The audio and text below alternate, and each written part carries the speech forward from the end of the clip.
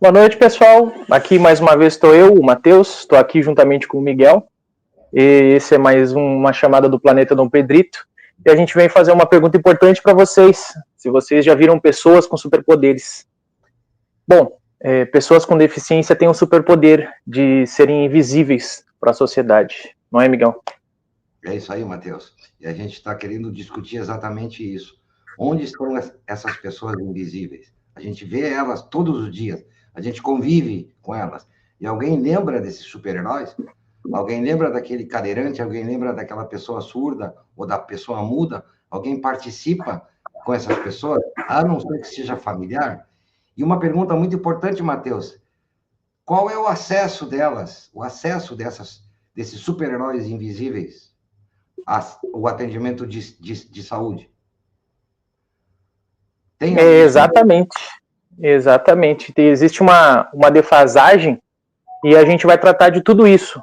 Falar a respeito da pessoa com deficiência, seus acessos aos direitos da pessoa com deficiência, não só na sociedade, no cotidiano, como alguns específicos, como em concurso ou no Enem, a pessoa tem direito a fazer, por exemplo, a prova oral, ou ser atendida por um profissional que atenda pessoas com deficiência.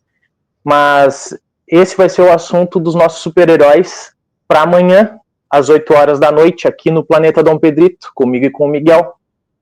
Né, Miguel? A gente estava falando dos bastidores, duas coisas.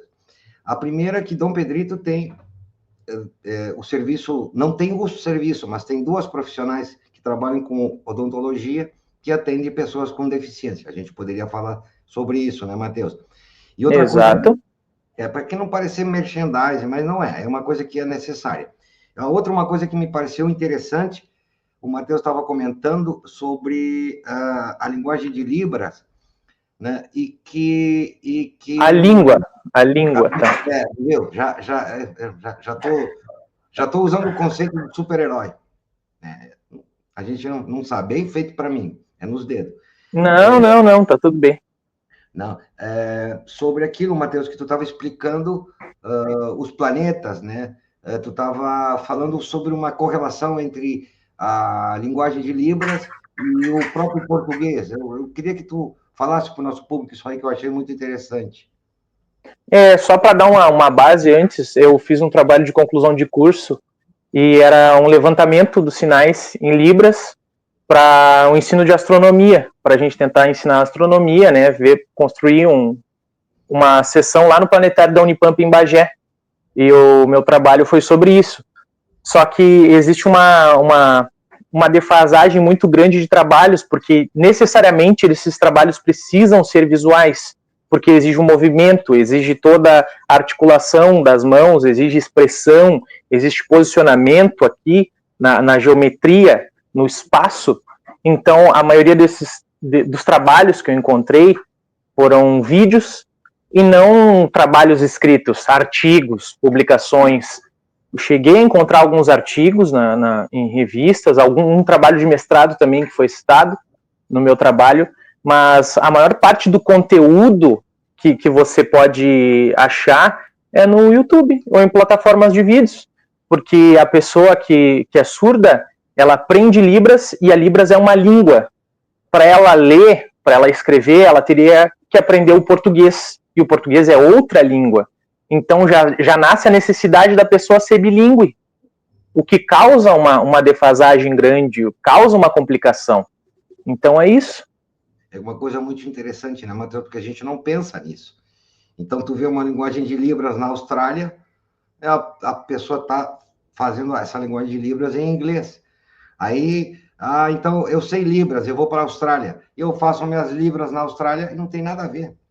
Então, é porque Libras é a língua brasileira de sinais, né? Na Austrália chama outro tipo de língua de sinais. Então, os sinais também são diferentes. E para tu ter noção, dentro do Brasil, no Brasil inteiro, eu achei até 4 variações de sinais para um mesmo objeto do sistema solar. Então, imagina, o equivalente para nós, né? Que sabemos o português, seria as 4 variações de bergamota, que é bergamota, mimosa, pocã e mexerica. Então, dentro dessa comunidade também existe uma diferença entre as palavras, né? E isso é muito interessante, mas é um assunto também bem extenso. Então, amanhã o pessoal tem que assistir a nossa live, né, Matheus? A gente vai falar sobre programas, a gente vai falar sobre instituições privadas também, legislações. Vamos ter um material menos denso, né? Mas é mais a nossa opinião e a opinião do público, né, Matheus? Então, a gente espera vocês, né, com bastante vontade de fazer essas perguntas, porque são assuntos muito interessantes.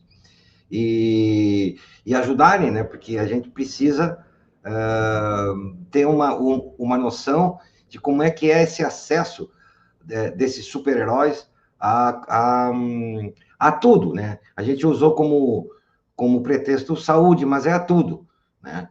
Então, o mundo está construído para pessoas que não têm deficiências, né? As ruas, os carros, e cada vez está sendo mais acessível, né? Mas ainda falta muita coisa, né? Obviamente, durante a história, a gente teve muitas civilizações, né? E muitos governos, só para citar os nazistas, né? Que eles pensavam que tinham que sacrificar certas pessoas com deficiências mentais, né? Inclusive, tu sabe que os nazistas matavam autistas, eles matavam síndrome de Down, eles matavam, enfim, muitas pessoas que supostamente tinham algum síndrome mental. Isso está documentado em filme, todo mundo sabe isso aí, né? E muita gente faz piada sobre o Corcunda de Notre Dame. É uma coisa absurda, né? Porque tem até filme disso, então já fazem piada. E muitas piadas sobre, tu sabe, né, Matheus? Piada de anão, piada de deficiente. Então, são coisas que são muito, muito cruas, né? Todo mundo dá risada, mas os invisíveis continuam ali e sofrem com isso porque entendem tudo, Matheus. É a minha humilde opinião. Não, mas a gente vai ter bastante tempo para debater isso amanhã, às 20 horas, pessoal, aqui no Planeta do Pedrito, na TV CCM. Valeu, obrigado. Concluindo a gravação.